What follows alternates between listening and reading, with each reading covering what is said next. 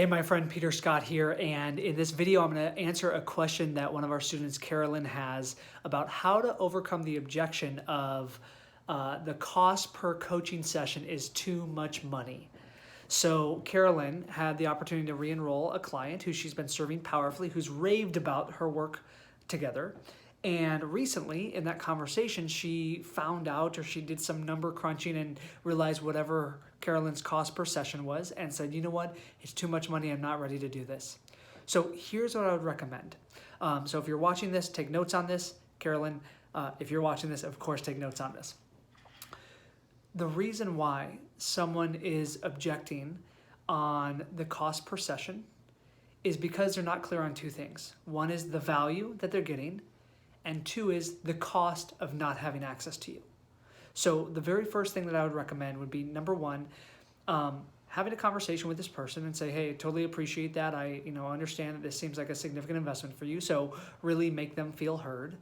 And number two, have a conversation where you're asking them about the value that they're getting from working with you. You see, sometimes your clients need to be reminded of the value and the results that they got. Because if this client is just looking at her work with you based on the numbers that are on the paper, it makes sense that she may object on the pricing. But if she really understood and embodied the value of the results that she's got through the work with you, then she would see that it was well worth that investment. So that's number one. The flip side of the coin is the cost. And I don't mean the cost of the actual sessions with you. What I mean is the cost of not having access to you. Imagine for a moment that this client doesn't have access to healing sessions with you anymore. What's the cost of that? And wouldn't that cost be far greater than the minimal investment you're asking her to make? So value on one side, cost on the other. You want to get clear on how to approach that conversation, acknowledging her, making her feel heard, and then asking her questions for her to tell you the value of your coaching and the cost of not working with you anymore.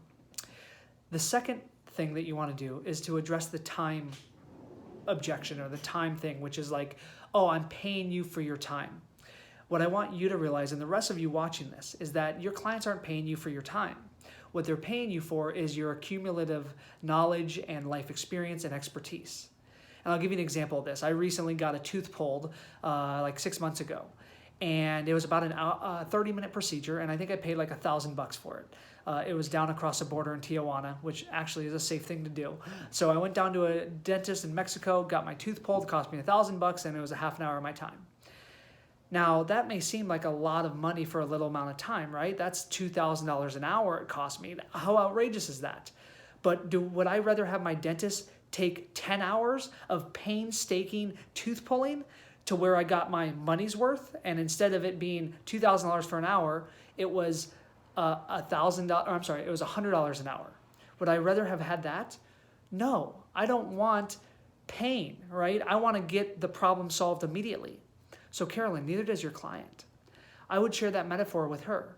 Listen, you're not paying me for time. You're paying me for all the training, all the knowledge, all the expertise that I have to help solve your problem and get you the result that you want like that.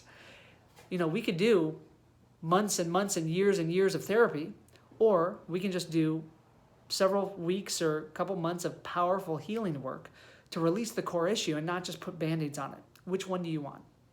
So that's what I would recommend, Carolyn. You are a phenomenal coach, a powerful healer, and your client absolutely deserves and desires to continue working with you. It's your job now to remind her of the value she's getting and the cost of what it would be without you. If you found this valuable, anyone else outside of Carolyn watching this, and you want support at all from with growing your coaching business, with generating more leads, with breaking that six-figure barrier and growing well beyond that, then shoot me a private message. Just say hello, and we can get into a quick chat and work out if or how I can help you.